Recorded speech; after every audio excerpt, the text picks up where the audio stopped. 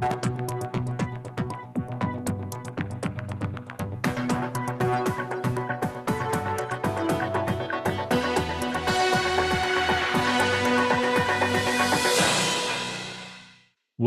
to Frontlines of Social Good, the weekly news and views program from the Philanthropy Mastermind series. I'm Jay Frost. We'll begin, as always, with the top 5 gifts of the week and the latest headlines shaping the philanthropic landscape. Then I'll be joined by Patrick Callihan, CEO of Tech Impact, to talk about their new CTO program for small nonprofits, launched in partnership with TechSoup. Later, I'll sit down with Tony Beall, co-author of The Architecture of Fundraising, Building a Career Developing Relationships, Structuring Success, and to explore what his new book reveals about building a sustainable career and lasting impact in our field. Let's get started. First, the week's top 5 gifts. Coming in at number 5, $10 million from Don Lockton and the Don Lockton Family Foundation to Colorado State University's College of Veterinary Medicine and Biomedical Sciences. Inspired by the successful surgery that saved his Great Dane, Chief, the gift builds CSU's leadership in veterinary cardiology and complements the Chief Lockton compassionate care work by scaling care, teaching, and research in cardiac medicine. Number 4, $13.1 million from the Delaware Community Foundation through a legacy gift from the late Paul H. Borger to the University of Delaware's Delaware Center for Cognitive Aging Research. The 5-year investment expands a statewide Alzheimer's prevention study, funds a state-of-the-art MRI, and accelerates new diagnostics and treatments for healthy brain aging. Coming in at number 3 this week, $100 million from alumnus Larry Geese to the University of Illinois Division of Intercollegiate Athletics. This is the largest gift in Illinois athletics history and supports facilities and program enhancements across sports, with Memorial Stadium being renamed Geese Memorial Stadium in honor of his late father. Number 2 this week, $150 million from an anonymous donor to Colby College. This is the lead commitment and launches a state-of-the-art science complex and expands engineering and public health programs, catalyzing roughly $500 million in science and technology investment across Maine, enhancing STEM pathways from K through 12 through college. And number 1 this week, a gift of 150 million pounds, or roughly 203 million US dollars, from the Julia Rousing Trust to the National Gallery in London. This gift, which has been described as the largest single cash donation ever to a museum or gallery globally, will create a new public wing, expanding free access and modernizing the gallery's footprint at Trafalgar Square. Have we missed a big gift announcement this week? Let us know by contacting me directly through LinkedIn or by email at j@donorsearch.net. Now for some of the top news this week. We begin first with a story that's made headlines across the country and around the world, and that's the killing of conservative activist Charlie Kirk and the federal government's response here in the United States. According to Politico, the Vance administration has promised to crack down on what it has described as radical left lunatics, explicitly pointing to major nonprofit funders like the Ford Foundation and Open Society Foundations as potential targets. Inside Higher Ed reports that 8 faculty and staff have already been suspended or dismissed after comments about Kirk's murder raising alarms about academic freedom in some quarters. And in an editorial published by the Chronicle of Philanthropy and authored by Ben Soskis of the Urban Institute, Ben Soskis wrote, "Political violence must never become a pretext for crushing a strong and independent nonprofit sector." Taken together, these developments highlight how quickly political rhetoric is translating into direct threats against nonprofits and civil society. Meanwhile, in higher education policy, My Northwest reports that the administration has announced nearly $500 million in new funding for historically Black colleges and universities and tribal colleges, while simultaneously cutting $350 million from Hispanic-serving institutions. Federal officials describe this as a one-time 48% increase for HBCUs, but critics say the move pits minority-serving institutions against one another and undermines decades of bipartisan investment in Hispanic serving colleges. More on this story as it develops. In philanthropy, Melinda French Gates has announced a $100 million initiative for women's health research. UPI notes that the funding will be split between her organization, Pivotal, and Welcome Leap, focusing on diseases that disproportionately affect women, including cardiovascular conditions, autoimmune disorders, and mental health, areas where Ms. Gates says science has historically underinvested.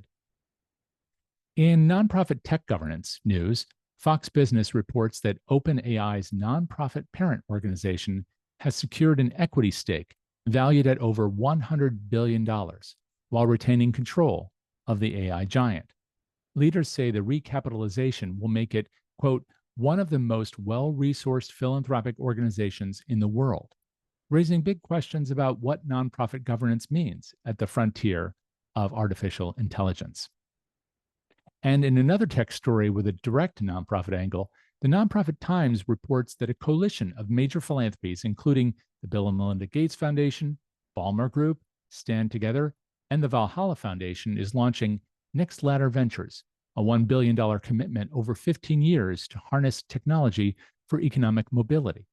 The effort will develop AI and digital tools specifically for frontline nonprofit workers, such as public defenders, social workers, and parole officers, those who work closest to communities facing systemic barriers. As Stand Together's CEO Brian Hooks put it, the goal is to support solutions that come alongside people living through economic struggles. And speaking of nonprofit tech, there's a new initiative designed specifically for small organizations. Tech Impact, in partnership with TechSoup, has launched a virtual CTO program for nonprofits with budgets under $1 million. For about $400 a year, with subsidies from Okta for Good, participants receive a comprehensive tech assessment, one-on-one consultations, and a year of expert support. It's an effort that they claim is aimed squarely at helping smaller nonprofits modernize their technology in order to better serve their communities. To explore this topic in greater depth, I spoke with Patrick Callihan, CEO of Tech Impact. Patrick has spent more than 20 years leading technology in nonprofit organizations, and under his guidance, Tech Impact has grown from a small regional IT nonprofit into a national leader serving thousands of organizations every year. Tech Impact not only provides managed IT services and cybersecurity support, but also runs nationally recognized workforce development programs like IT Works and CX Works, helping young adults and career changers build new futures in the tech field. In this segment, Patrick discusses why Tech Impact created the virtual CTO program, how it's designed to meet the unique needs of small nonprofits, and what this model could mean for the future of technology adoption across the sector. Here is that conversation. Patrick, thank you very much for being willing to talk about this new program. And I only have bare details on it, so it's a chance for me and for all of us to learn about it. This is a CTO program. Can you tell us a bit about it? Yeah, sure, happy to. So, this is a program that is designed to help small nonprofits, so those with budgets under $1 million, with some fractional CTO help. So, what do we mean by that, right? Like, nonprofits generally don't, small nonprofits in particular, generally don't have the resources in the house to think about technology and to think about where they are on the capability maturity model. So this is meant to kind of step in, provide initially an assessment of their technology environment. And we can do that by looking at sort of best practices in the industry versus, where they are today. And it's not meant to be penalizing in any way. It's really meant to be enlightening, to say, hey, there's some opportunities for you to fortify, against cyber attacks, maybe to leverage technology that's going to further your mission and your constituents. So it starts out, like I said, with that assessment, but then it goes into providing additional either assessments, kind of drilling down deeper in certain areas if they need it, and providing some consultation to help them think through how they, move closer to best practices or increasing their maturity in technology. And what does this mean in terms of hours? I mean, is it beyond the assessments? Is someone delegated to work with a particular nonprofit over a period of time? What does that look like? Yeah, so what they after the assessment is completed, and that's, by our team, essentially they have a consultation to walk through the results of that. And so, that's an hour-long consultation. And then depending on where they want to go from there, look at additional assessments, so say like they're struggling with cybersecurity or their digital presence, perhaps. It can take a number of different angles, but we'll find the one that they want to narrow in on, and then go deeper in that with perhaps another assessment, perhaps another consultation. And then it also provides from TechSoup additional support. So they become members of their TechSoup Quad program, which also gets them additional opportunities for consultations and to attend Ask the Expert sessions and to help them think about any tools that they may need and getting the right discounts for them should they need additional tools.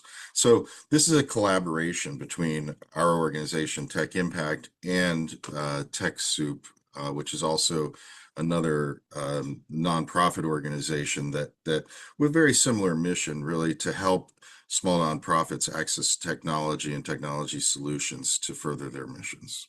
How did you come together to do this? Because as you say, you have complementary missions. Were you both hearing that this was a need, and so you decided to address it together? How did this come about?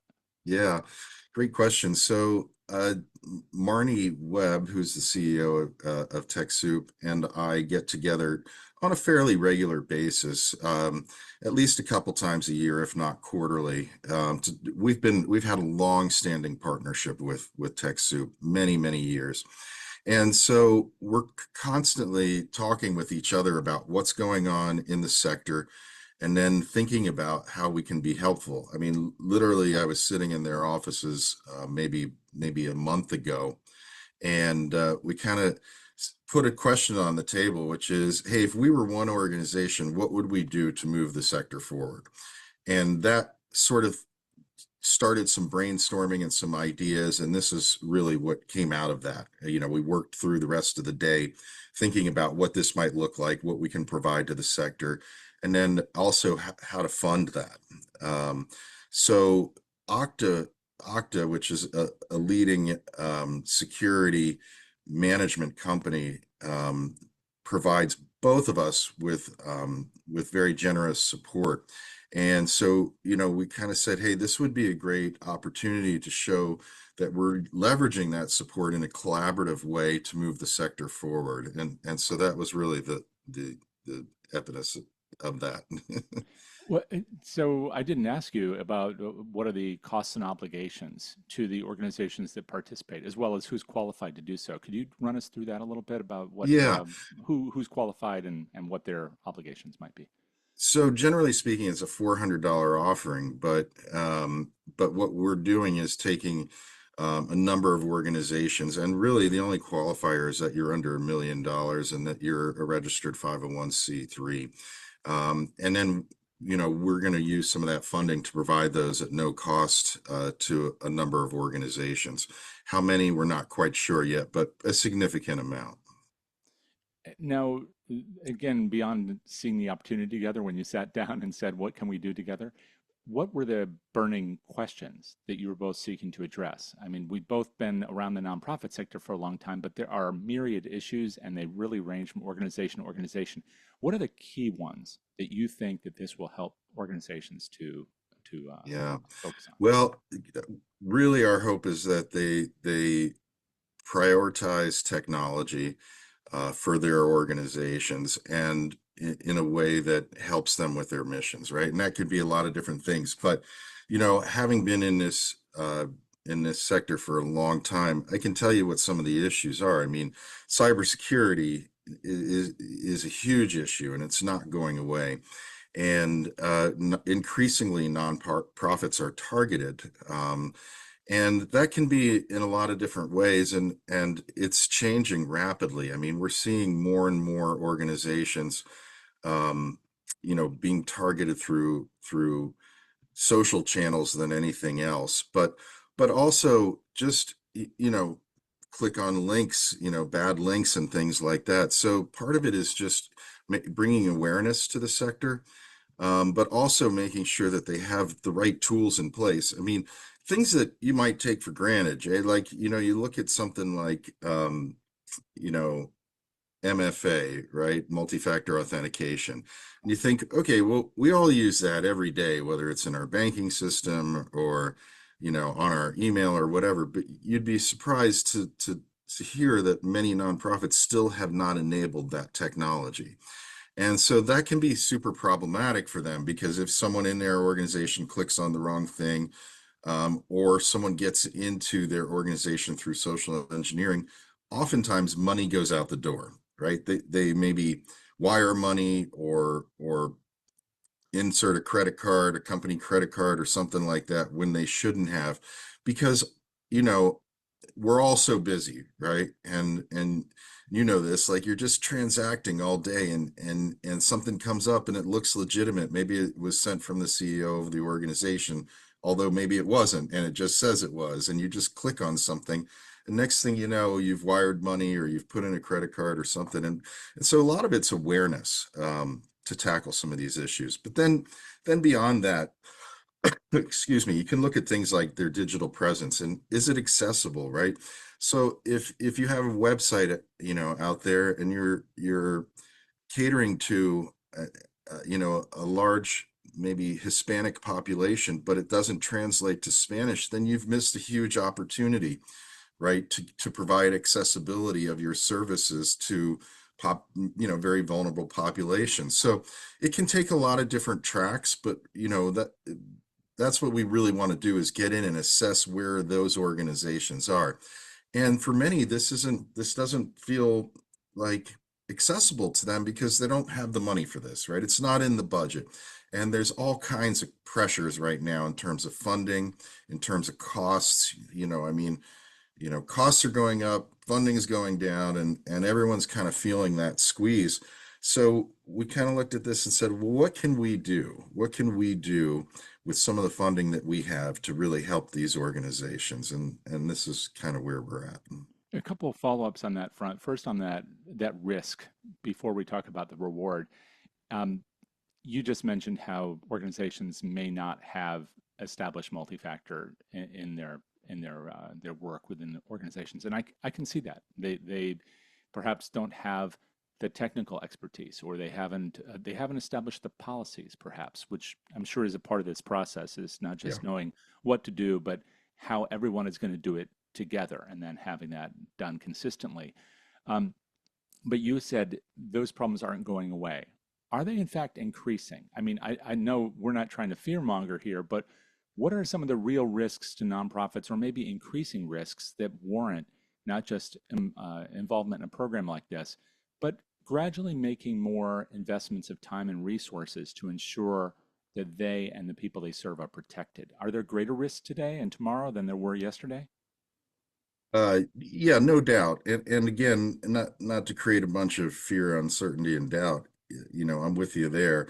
But yes, the risks are increasing, right? Just look at things like ChatGPT.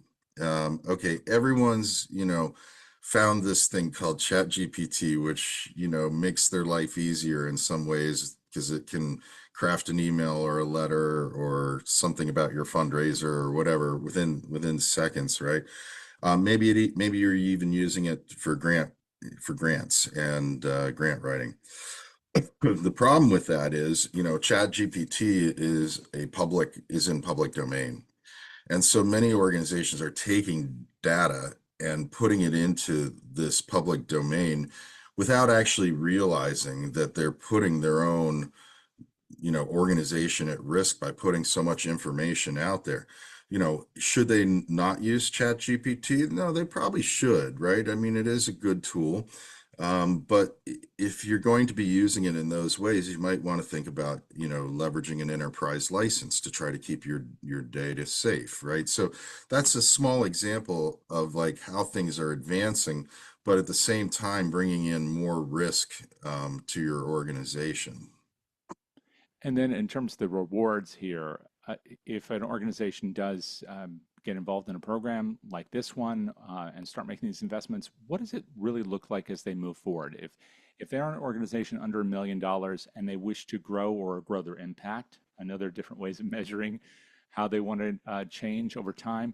I- what's a reasonable investment internally in terms of tech? I mean, is it a percentage of budget? Is it a percentage of time? Or is there any way to think about that as they start to plan? Yeah, I mean, definitely, right? I would say for a nonprofit, somewhere between 5 to 7% of your budget should be spent on technology, right? Now, that can feel very heavy to a small organization, but I think with this program, at the very least, what you'll get is information. You'll kind of learn where you should be going, and why is that important? Because then you can take that to your funders as well, and so you get an assessment and some advice. It's not going to solve your problems necessarily, but it's going to give you the tools to go solve your problems. You're going to know what you need to do, and so you'll want to talk to your investors to say, hey, here are some projects that are really going to help move our organization forward or fortify our organization. But yeah, I think at the very least, 5 to 7% is a good rule of thumb. I mean, higher if you can afford it, and depending on the type of nonprofit that you are, but it's a good kind of, litmus test to say, am I over investing or under investing? And a lot of our audience is made up of people in the fundraising and philanthropy space. Is there anything special for them as they think about tech that you want to mention, either in respect to this program or just generally that they need to be thinking about right Yeah. now? I mean, we encourage all the organizations that we work with to include tech in almost every fundraising proposal there is. Because generally there's going to be some element of technology, even if it's, just for programmatic work to continue the work in a program. You're going to need computers, you're going to need software, you're going to need support for those computers. So build that into your ask. And, funders are savvy. They get that. They understand, like, hey, there's a cost to running a program, and part of that is managing your technology. So we always encourage that to be part of any proposal that they're submitting. And how can people learn more about this program and potentially, become a part of it? Yeah, the best way is to go to our website and geez, Jay, I should probably have a link that I can put in here for you, but I can certainly follow up with that for you. So they can link directly to that. They could also find it on TechSoup's website as well. Terrific. And we'll make sure to include that in the show notes. Thank you so Yeah. much for all this, Patrick. Really do appreciate it. Yeah, you bet. Great to speak with you today. My thanks again to Patrick for doing that interview with us and sharing information on this new program. We'll try to get you a link to the website for the program by the end of today's program. Now, we turn to the art and the architecture of fundraising itself in the next part of the program. Earlier, I had the chance to speak with Tony Beall, President and CEO of Mr. Nonprofit Consultancy, a social enterprise leader with more than 25 years of nonprofit experience. Tony began his career at American Express before moving into the nonprofit sphere, where he's led organizations across the US and internationally, founded his own consultancy, and taught fundraising at the highest levels of higher ed. Tony is the co author with Julia C. Patrick of a brand new book, The Architecture of Fundraising: Building a Career, Developing Relationships, Structuring Success.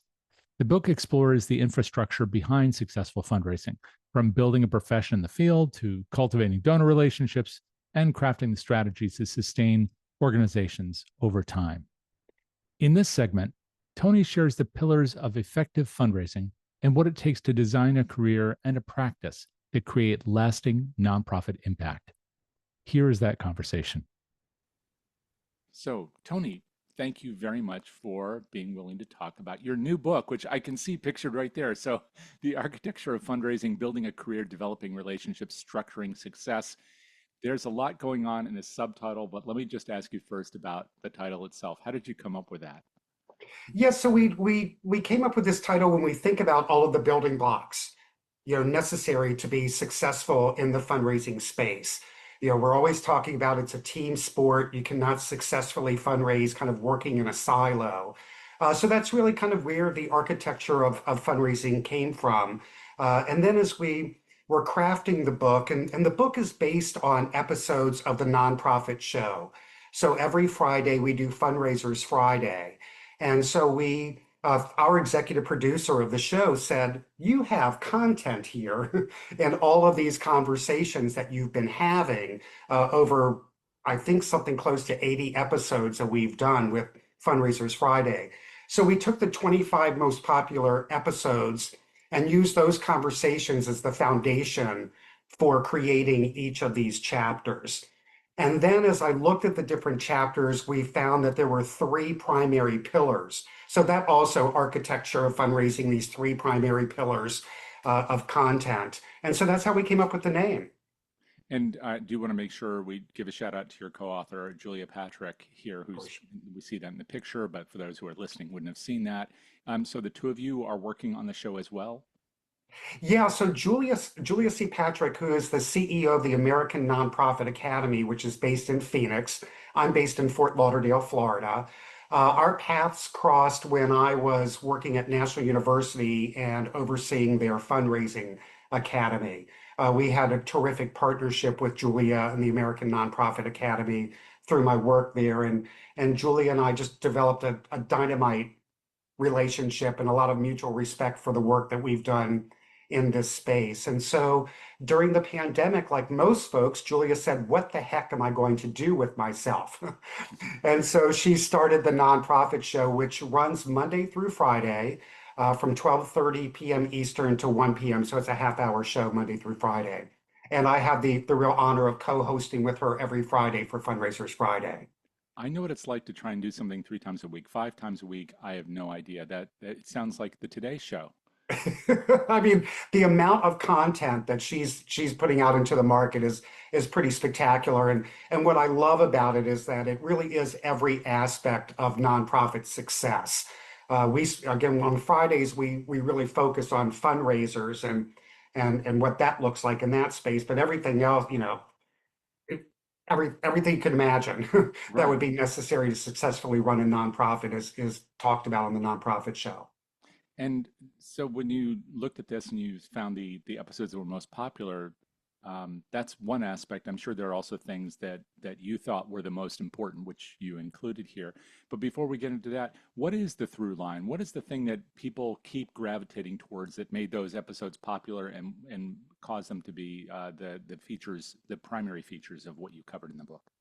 You know, I think what people gravitate towards the most is the level of honesty in the conversations that we have, and also the way in which we deliver the content. It's not complicated. It's meant to not complicate. It's meant to complement the work that you're doing, and so I think that again the honesty coupled with just a simple approach.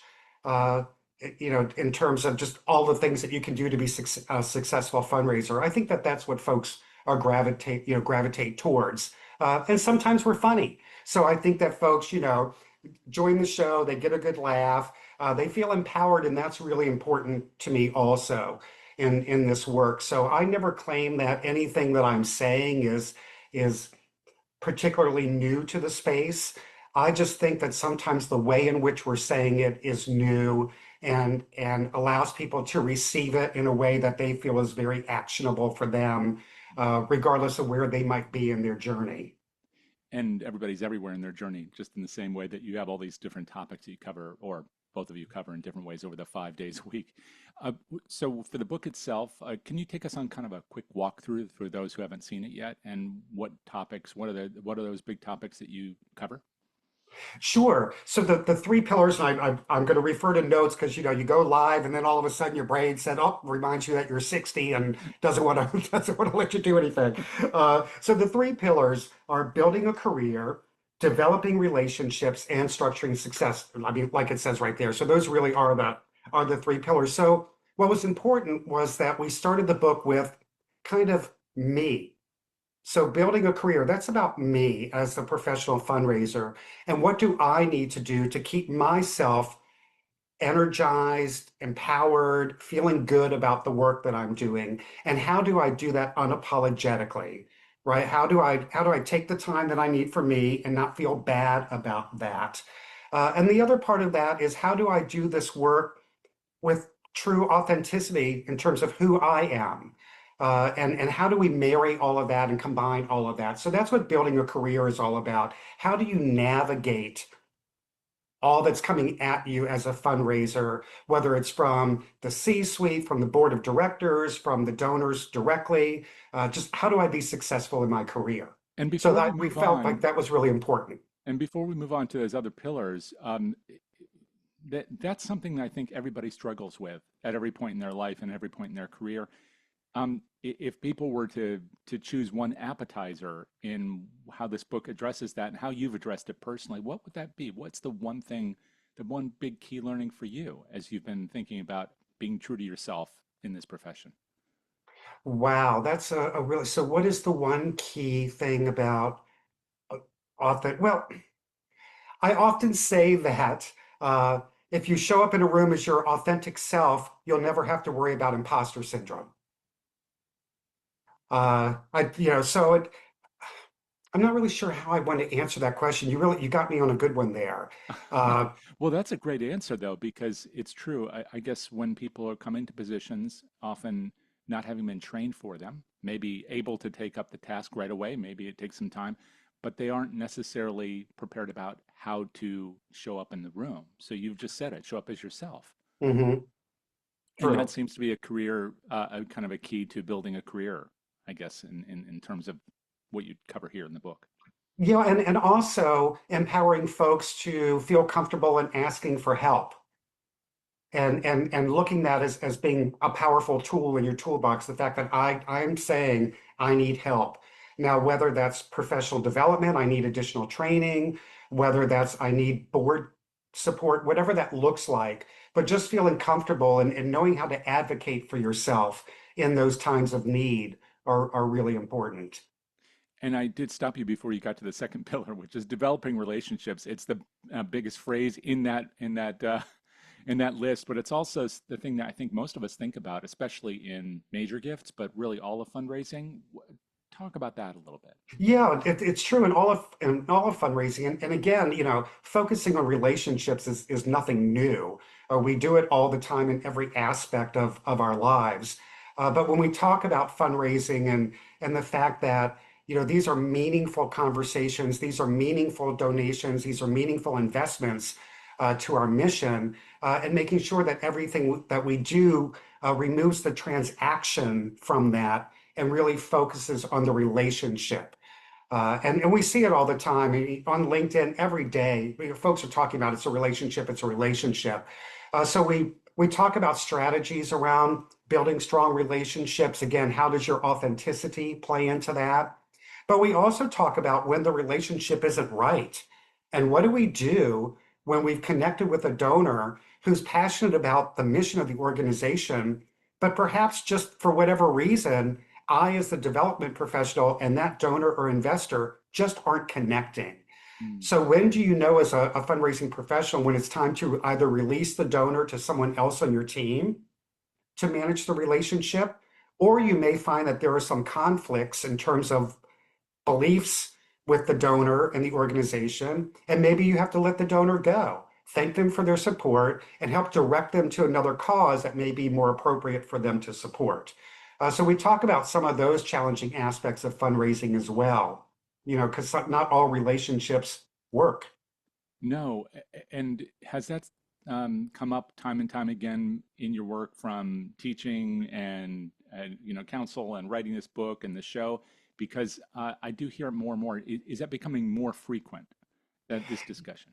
Yeah, I think as folks again kind of live in their more authentic self, we do, and that's the fundraising professional and donors as well. I mean, I think everyone's kind of stepping into authenticity more than they may have historically. And so it's not uncommon for folks now to kind of be in the space where they feel like I'm just not connecting with this individual the way in which I really need to in order for them to be the best that they can be for our organization and for us as fundraising professionals and as an organization to make sure that we're the best that we can be in meeting their needs as well. And not having any shame in that conversation with your C-suite or other folks, if you're fortunate enough to have a development team. A lot of folks, wear 20 hats and they're all the things in their nonprofit, and they don't have the luxury of maybe, moving the relationship to someone else. But just helping to navigate that and again to feel empowered to have those conversations because you're having those conversations based on what's best for the organization and the community that you're serving. Yeah, I can imagine that of all the things you talk about in the book and that you've talked about with people over the years, that that may be one of the scariest because there is so much emphasis put on needing to bring in revenue. The revenue is based on relationships. The idea of bless and release, if you use that phrase, It's with true. some donors, it is what you do, what you described. Sometimes I guess it's necessary for everyone's benefit, but it must be terrifying to contemplate that because it's a loss in not just a potential relationship for the future, but revenue today. Yeah, and so again, a lot of, and I say this on the nonprofit show on our Friday episodes a lot. I mean, my hope is through those shows and through this book, again, that we're empowering folks, and also in many cases, giving them permission Hmm. to feel a certain way or to take action in a certain way that they otherwise may not have felt empowered or have the permission to do. And then we get to structuring success. This sounds from a title or subtitle perspective like the kind of nuts and bolts how-to piece. It's probably much more than that, but I imagine that people often come to you to try and figure that out. Yeah, and the structuring success looks at more kind of from an organizational lens, meaning when is it time to expand your fundraising team? How do you know that you're at this point where now you need to invest in additional resources? It talks about inclusive fundraising. It talks about using case studies. So that's really what structuring success is all about. It's really looking at the organization and some of the ways that the organizations are structured and how you might modify some of that or start thinking differently about your structure in order to maximize existing talent and to grow the organization. It sounds like you had a lot of fun compiling this and figuring out what to put in. Is there something, there's I think a Stephen King quote about you have to kill your darlings, which for people who don't know that book, that writing book, it just means sometimes we write something that we really love, but it doesn't fit the story. There must have been many conversations or topics that you've covered that you couldn't include. You just can't fit every single thing. What's something that you left out that you'd love to revisit in the future? Well, we were very intentional about leaving out technology and AI. We talk about it on the show, but that's just a topic right now that a lot of what's in the book is evergreen. A lot of these philosophies are never going to change. The way in which you action some of them might, but the core of it isn't really going to change. It's pretty evergreen. So we did leave out a lot of technology conversations that we've had on the nonprofit show. So ultimately, I'd love to see us. We'll probably do a part two after we get another good 25 shows under our belt. But that was something that we left out intentionally was technology and specifically AI and what that looks like because it's going by the time we would go to print, it would have evolved and changed and it wouldn't have been meaningful. Sure. The other thing that we left out intentionally, and that's because Julia wrote a great book on it, is board of directors and their role in fundraising. We touch on it just a little bit, but we kind of left out that whole component of a successful nonprofit. Is the board of directors and what that looks like, and the varying structures for the board and how they may or may not participate in fundraising. It sounds like there's a lot in here for everybody in our field. Did you have a particular kind of reader in mind when you put this together, when the two of you put this together? Part of the office type of organization, or really is it for everyone? Yeah, that's a great question. I like to hope it's for everyone. My passion in this space really is lifting people up. Like I said, empowering folks, giving them permission to succeed. And so when I think about that, I think of emerging leaders in this space. So folks that are typically maybe 1 to 10 years in their fundraising role or in the, in this space. So I think this book is exceptional for anyone that's 1 to 10 years in their fundraising journey. I also think this book is exceptional for anyone that's thinking about transferring their skills from somewhere else into the nonprofit space. So if you're thinking about becoming a fundraiser, I think this is a good, honest book about what you can expect and what are some of the things that you should look for. Wow, it sounds great for recruitment too. And be prepared. This is what will be expected as well as what you can expect to enjoy. Um, so it sounds like this journey started with COVID. That's true for a lot of people. And what do you imagine is next? You talked about a book two after another 25 episodes, but you've got a lot going on in your life. Where does this fit within the that broader spectrum of everything that is Tony Beall? Well, thank you. That I really appreciate that question.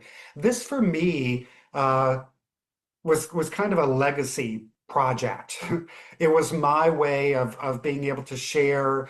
Let's see, I stepped into the space in '98, so a couple of decades of work and commitment in the nonprofit space and specifically in fundraising. So uh, that's what I just try to do every day. I try to partner with organizations really in an effort to lift them up and help them be better for the communities that they're serving, and whether that's board development or mentoring or looking at process improvement, diversification of fundraising streams. That's how this fits in kind of my world. And what I hope to accomplish is, again, just lifting up people, lifting up organizations, and the ripple effect of that being that communities are better. So for people who want to get a copy, how can they do that? And then also tell us about how they can catch your show. Oh, sure. So the book is available on Amazon. So you can go to Amazon and Google the arc or search the Architecture of Fundraising, and it'll pop right up. So it's available on Amazon. And you can Google the nonprofit show, and it will show you all of the subjects and themes for that particular week, and ways for you to sign up and get notifications and join the show. Thank you so much. Really appreciate it, Tony. Thank you. Our thanks again to both Patrick Callihan, who you can reach at techimpact.org, and to Tony Beall, we just heard, for sharing their insights today. Here's what's coming up next in the Philanthropy Mastermind series. This Thursday, September 18th, it's How to Raise, our CA Free accredited show with Practical Magic, 26 actionable tips for using AI at your nonprofit. I'll be sharing this week and sharing quick, concrete ways to put AI to work for you while keeping your mission and humanity front and center. That's again this Thursday at 1 p.m. Eastern. And then on Friday, September 19th, the Philanthropy Masterminds podcast presents Brent Grinna, founder and president of Evertrue. You'll be interested to hear about his personal journey, as well as where he finds himself today. And you can get that wherever you like to listen to podcasts, as well as, of course, on DonorSearch's channels on YouTube and on their website. And then on Thursday, September 25th, How to Raise returns with Sphere of Influence. Chris Mildner from the Nature Conservancy will show how to build and use spheres of influence lists to strengthen pipelines and boost fundraising success. And once again, that's for CA Free credit, in addition to just honing your skills. And of course, I hope you'll join us next Tuesday and every Tuesday at 1 p.m. Eastern for this show, Frontlines of Social Good, where we are trying to focus on the issues of greatest concern to us in this sector and of greatest concern to you. And you can let us know what those are by filling out the survey at the conclusion of the program today, both to let us know which kind of guests you'd like to see, as well as which topics you'd like us to cover. You can catch past programs anytime at DonorSearch.net, home of our longtime sponsor, DonorSearch, the global leader in AI-powered fundraising intelligence solutions. So until next time, take care and do good.